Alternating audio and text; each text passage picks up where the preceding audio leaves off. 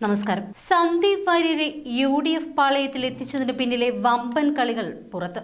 2.5 കോടി രൂപ നൽകിയാണ് സന്ദീപിനെ കോൺഗ്രസ് പാളയത്തിലേക്ക് ചാടിച്ചത് എന്ന വെളിപ്പെടുത്തലാണ് ഇപ്പോൾ BJPയുടെ സംസ്ഥാന അധ്യക്ഷനായ K. സുരേന്ദ്രൻ നടത്തിയിരിക്കുന്നത്.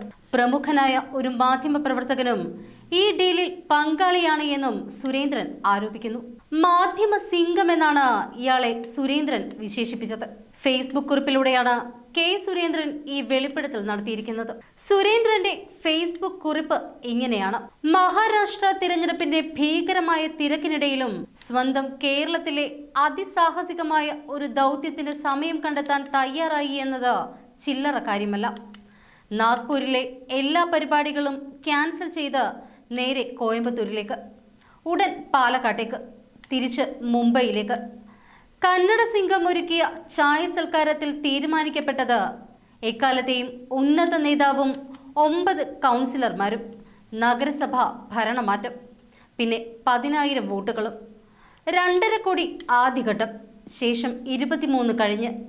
കാശും പോയി, മാനവും പോയി. ഓപ്പറേഷൻ കൈപ്പത്തി.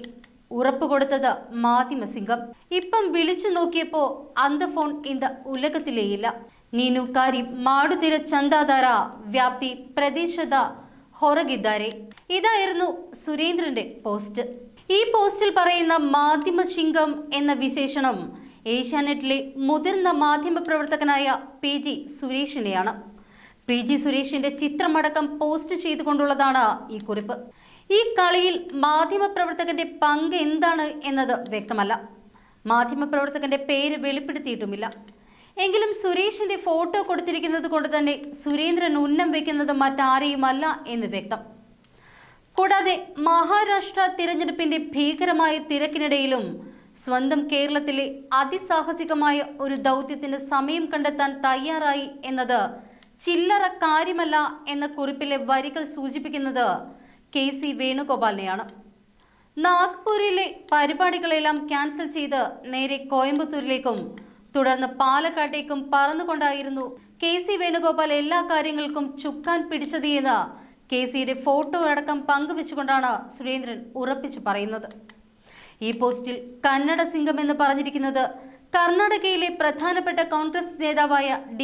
ശിവകുമാറിനെയാണ്. കോൺഗ്രസിന്റെ പ്രധാനപ്പെട്ട സാമ്പത്തിക സ്രോതസ്സുകളിൽ ഒരാളാണ് D. ശിവകുമാർ.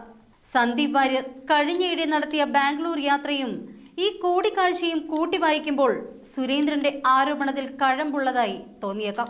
എക്കാലത്തെയും ഉന്നത നേതാവും 9 കൗൺസിലർമാരും എന്ന വരിയിലൂടെ സുരേന്ദ്രൻ ഉന്നം വയ്ക്കുന്നത് സന്ദീപ് വാര്യർ കോൺഗ്രസിന് കൊടുത്ത ഉറപ്പാണ്. അതായത് BJPയിലെ ഉന്നത നേതാവിനെയും 9 കൗൺസിലർമാരെയും കോൺഗ്രസിലേക്ക് എത്തിക്കാമെന്നും അതിലൂടെ നഗരസഭാ ഭരണം കോൺഗ്രസിന് പിടിക്കാമെന്നുമാണ് സന്ദീപ് തിരിച്ചു നൽകിയ ഓഫർ. എന്തായാലും ഈ ഡീലിന്റെ ആദ്യഘട്ടത്തിൽ 2.5 കോടി രൂപയും 23-ാം തീയതിക്ക് ശേഷം ബാക്കി തുകയും കൈമാറുമെന്നാണ് ധാരണ എന്ന് സുരേന്ദ്രൻ ആരോപിക്കുന്നു. അതേസമയം സന്ദീപ് വാര്യരുടെ ഇറങ്ങിപ്പോക്ക് BJPയിൽ ഒരു ചലനവും ഉണ്ടാക്കാൻ പോകുന്നില്ല എന്ന് BJP നേതാവ് സുരേന്ദ്രൻ പറഞ്ഞിരുന്നു. സന്ദീപ് വാര്യരെ മുറുകെ പിടിക്കാൻ സുധാകരനും സതീശനും എല്ലാവിധ ആശംസകളെന്നും സുരേന്ദ്രൻ പരിഹസിച്ചു. ഇതിന് പിന്നാലെയായിരുന്നു മറ്റൊരാളെ കോൺഗ്രസിലെത്തിക്കാൻ നീക്കം നടത്തിയത്. അത് പൊളിഞ്ഞുവെന്നാണ് BJP ക്യാമ്പിൽ നിന്നും വരുന്ന സൂചന.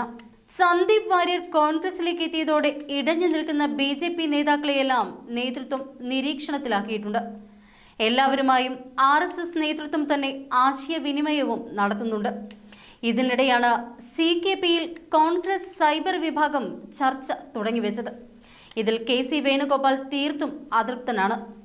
സംസ്ഥാന നേതൃത്വത്തിലെ ചിലർക്ക് ഇതിൽ പങ്കുണ്ടോ എന്നും അന്വേഷിക്കും. കോൺഗ്രസിന്റെ ഓപ്പറേഷൻ സന്ദീപ് വാര്യർ നീണ്ടുനിന്നത് 8 ദിവസമാണ്. സംസ്ഥാന നേതൃത്വത്തിന്റെ ചടുലമായ നീക്കത്തിൽ നിർണായകമായ പങ്കു വഹിച്ചത് ബെന്നി ബെഹനാനാണ്. സന്ദീപിന്റെ കോൺഗ്രസ് പ്രവേശനം ഉറപ്പിക്കുന്ന നിർണായകമായ കൂടിക്കാഴ്ച നടന്നത് വ്യാഴാഴ്ച കോയമ്പത്തൂർ വെച്ചാണ്. BJPയെ ഞെട്ടിച്ച CPMനെ കുരുക്കിയ സന്ദീപ് ഓപ്പറേഷൻ കോൺഗ്രസിന്റെ പതിവ് ശൈലികളെല്ലാം തിരുത്തിക്കൊണ്ടുള്ളതായിരുന്നു. അതീവ രഹസ്യമായി നടത്തിയ ഓപ്പറേഷൻ തുടങ്ങിയത് 8 ദിവസം മുൻപാണ് എന്ന് മനോരമയടക്കം റിപ്പോർട്ട് ചെയ്തു.